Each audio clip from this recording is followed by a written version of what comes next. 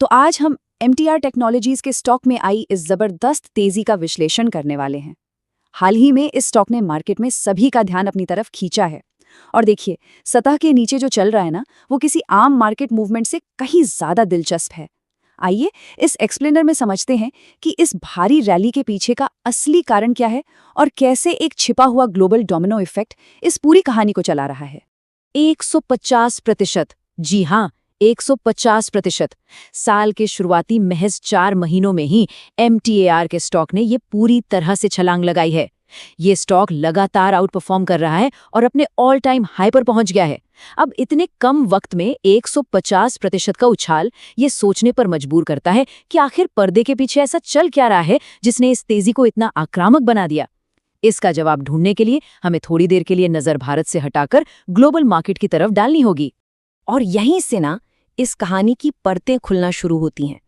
MTR की इस बेतहाशा तेजी का सबसे बड़ा ग्लोबल ट्रिगर है ब्लूम एनर्जी। देखिए, हाल ही में ब्लूम एनर्जी ने अपने नतीजे यानी अर्निंग्स डिक्लेयर किए हैं और इन नतीजों के आते क्या हुआ, ब्लूम एनर्जी के खुद के स्टॉक में 25% से ज्यादा की एक जबरदस्त तेजी आ गई।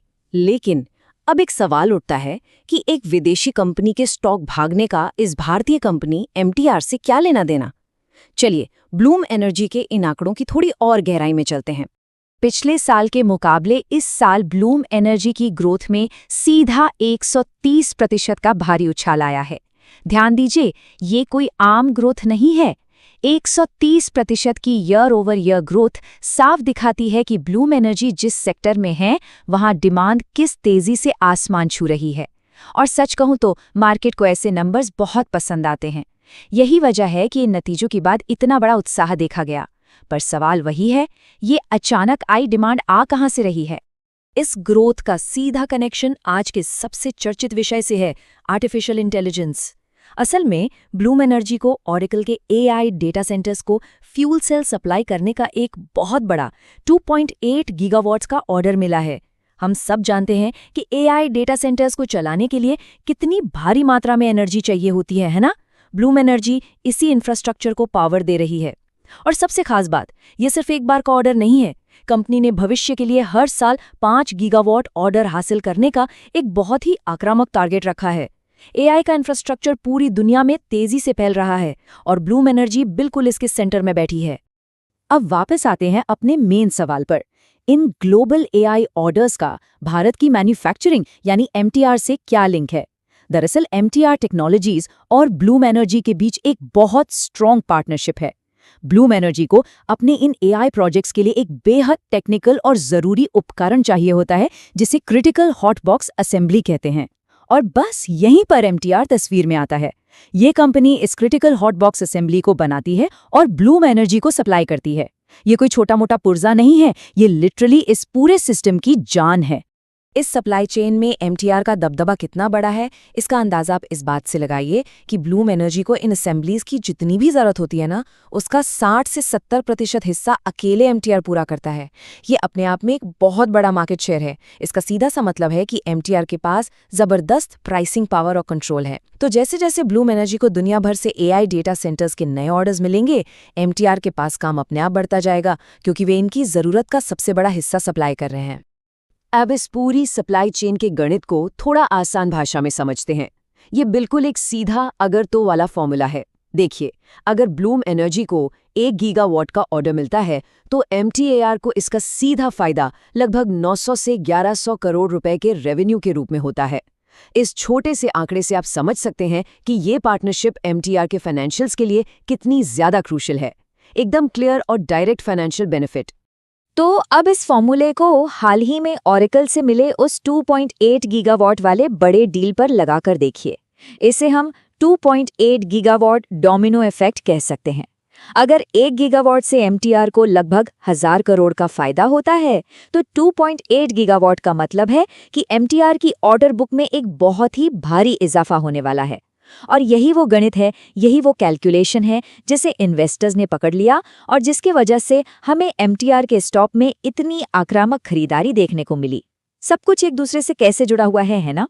लेकिन रुकिए, कहानी यहीं खत्म नहीं होती। MTR की इस तेजी का आधार सिर्फ ब्लूम एनर्जी नहीं है। इस कहानी में एक और दिलचस्प पहलू है। एमटीआर के पास एक बहुत बड़ा घरेलू यानी डोमेस्टिक ट्रिगर भी है, और वो है भारत का सिविल न्यूक्लियर एनर्जी सेक्टर। हाल ही में भारत ने नागरिक परमाणु ऊर्जा के क्षेत्र में एक बहुत बड़ा माइलस्टोन हासिल किया है, और एमटीआर इस ऐतिहासिक कदम में एक बहुत ही अहम हिस्सेदार रहा है। ये दिखाता है कि इनकी टेक्निकल क्षमता और विविधता कितनी बढ़िया है। चलिए इसको आंकड़ों से समझते हैं। भारत के प्रोटोटाइप फास्ट ब्रीडर रिएक्टर के लिए जो क्रिटिकल असेंबलीज बनानी थी, उनका 70% हिस्सा भी अकेले एमटीआर ने ही सप्लाई किया है। ये नंबर्स इस बात का पक्का सबूत है कि एमटीआर सिर्फ विदेशी कंपनियों पर निर्भर नहीं है। देश के सबसे संवेदनशील और जरूरी टेक्निकल प्रोजेक्ट्स में भी इनकी भूमिका सबसे आगे है, वो भी 70% मार्केट शेयर के साथ। ये इनकी मैन्युफैक्चरिंग कैपेसिटी की विश्वसनीयता को साफ दर्शाता है। और जरा इस घरेलू न्यूक्लियर प्रोजेक्ट्स के स्केल पर गौर कीजिए। इस एक अकेले प्रोजेक्ट से एमटीआर को पूरे 1500 करोड़ रुपए का वर्क ऑर्डर मिला था। 1500 करोड़। ये साफ बताता है कि एक तरफ ग्लोबल एआई इंफ्रास्ट्रक्चर तो है ही, पर दूसरी तरफ देश के अंदर चल रहे ये बड़े एनर्जी प्रोजेक्ट्स भी एमटीआर के लिए एक बहुत बड़ा रेवेन्यू सोर्स बन चुके हैं। दोनों तरफ से मिलने वाला ये दोहरा फायदा ही इस स्ट्रॉन्ग स्टॉक रैली की एक और बड़ी वजह है। अब अगर हम आगे के भविष्य की बात करें तो इन्हीं सब ऑर्डर्स और प्रोजेक्ट्स को देखते हुए एमटीआर की मैनेजमेंट ने वित्तीय वर्ष 2027 के लिए रेवेन्यू ग्रोथ की 50% की बहुत ही आक्रामक गाइडेंस दी है। मैनेजमेंट को लगभग पूरा भरोसा है कि वे ये 50% की भारी ग्रोथ आसानी से हासिल कर लेंगे। देखिए, शेयर बाजार हमेशा भविष्य की संभावनाओं को देखता है, तो जब मैनेजमेंट की तरफ से इतनी पॉजिटिव और बोल्ड गाइडेंस आती है तो जाहिर है मार्केट उसे हाथों हाथ लेगा। तो आज के इस विश्लेषण से हमें क्या समझ आता है? जैसे जैसे एआई इंफ्रास्ट्रक्चर और स्वच्छ ऊर्जा का पूरी दुनिया में विस्तार हो रहा है, एमटीआर जैसे उपकरणों का निर्माण करने वाले मैन्युफैक्चरर्स के लिए आगे बढ़ने की संभावनाएं बिल्कुल असीमित नजर आती हैं। ये सब एक बहुत ही ज़रूरी सवाल के साथ छोड़ जाता है। इस पैरेलल ग्रोथ के दौर में जब एआई और ग्रीन एनर्जी दोनों बूम कर रहे हैं, तो आखिर ये सप्लाई चेन कंपनियां कितनी ऊंचाइयों तक जा सकती हैं? क्या पता, एमटीआर की ये रैली तो शायद सिर्फ एक शुरुआत हो। इस एक्सप्लेनर से जुड़ने के लिए बहुत बहुत धन्यवाद।